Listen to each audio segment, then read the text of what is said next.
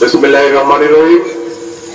রসালিয়া ও জোরদেহিপার যুব সমাজের উদ্যোগে আয়োজিত মাদক বিরোধী সমাবেশের আমার শ্রদ্ধাভাজন সভাপতি নান্দাইল উপজেলা বিএনপির সংগ্রামী সিনিয়র যুগ্ম আহ্বায়ক মিজানুর রহমান লিটন ভাই, উপস্থিত রয়েছেন নান্দাইল উপজেলা বিএনপির সংগ্রামী যুগ্ম আহ্বায়ক বাবু পল্লব রায়, উপস্থিত রয়েছেন নান্দাইল মডেল থানার সুযোগ্য ভারপ্রাপ্ত কর্মকর্তা জনাব আজহারুল ইসলাম সাহেব, উপস্থিত রয়েছেন নান্দাইল উপজেলা নান্দাইল থানার সেকেন্ড অফিসার সম্রাট সাহেব, উপস্থিত রয়েছেন এই এলাকার আমার মাতৃভূমি এই গ্রামের এবং পার্শ্ববর্তী চন্ডীবাসা গ্রামের আমার মুরব্বিয়ান, ছোট বড় ভাইয়েরা, সকলকেই জাতীয় দল নান্দাইল উপজেলা শাখার পক্ষ থেকে জননেতা এফআর খান চৌধুরীর পক্ষ থেকে আপনাদেরকে জানাই রক্তিম শুভেচ্ছা।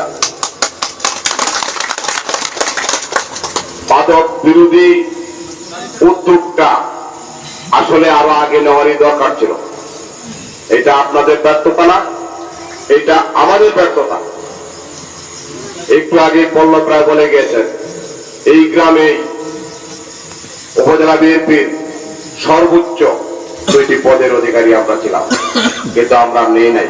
এই জন্য আপনাদের কাছে আমরা ক্ষমা প্রার্থী। আপনাদের এই মহৎ উদ্যোগের জন্য আমি আমার ব্যক্তিগত তরফ থেকে আপনাদের পাশে রয়েছি। যা যা করা আমাকে বলবেন। লিটন ভাই আছে, সদুপরি চন্ডীবাড়া যদি উপরে যে পল্লব সে আছেন, আমাদের যে কোনো কাজে লাগান আপনারা এলাকাবাসী, আপনাদের পিছে থেকে আমরা কাজ করব।